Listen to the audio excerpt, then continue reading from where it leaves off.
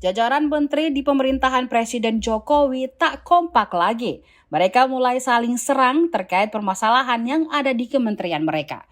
Momen ketidakkompakan sang menteri salah satunya tergambar dari komentar Menko Polhukam Mahfud MD yang membahas tentang transaksi janggal di lingkungan Kementerian Keuangan yang dipimpin Sri Mulyani. Mantan pimpinan Mahkamah Agung itu menyebut dirinya tidak bercanda soal transaksi janggal 300 triliun di lingkungan Kementerian Keuangan. Dia selanjutnya mengaku siap untuk menjelaskan soal dugaan tindak pidana pencucian uang atau TPPU triliun rupiah itu.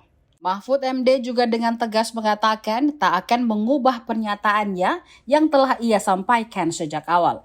Lebih detail lagi, Mahfud MD menyatakan kesiapannya untuk menunjukkan data otentik kepada anggota DPR RI ketika memenuhi panggilan Komisi 3 DPR untuk membahas pernyataan mengenai dugaan TPPU senilai 300 triliun di Kementerian Keuangan. Mahfud mengatakan dirinya dan Pusat Pelaporan dan Analisis Transaksi Keuangan PPATK tidak mengubah pernyataan yang telah ia sampaikan sejak awal. PPATK telah menyampaikan informasi intelijen keuangan ke Kementerian Keuangan tentang dugaan TPPU pada tahun 2009.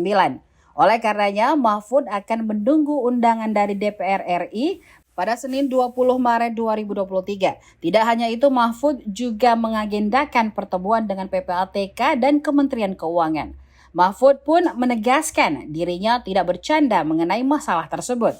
Lebih lanjut, Mahfud meminta publik melihat dari pernyataan Ketua PPATK di Kementerian Keuangan pada Selasa lalu. Sebelumnya, Kepala PPATK Ivan Yustiviandana mengklarifikasi dugaan transaksi janggal 300 triliun yang melibatkan pegawai keuangan. Menurutnya, transaksi tersebut bukan korupsi yang dilakukan oleh pegawai Kementerian Keuangan, melainkan laporan dugaan pencucian uang yang harus ditindaklanjuti oleh penyidik atau Kementerian Keuangan.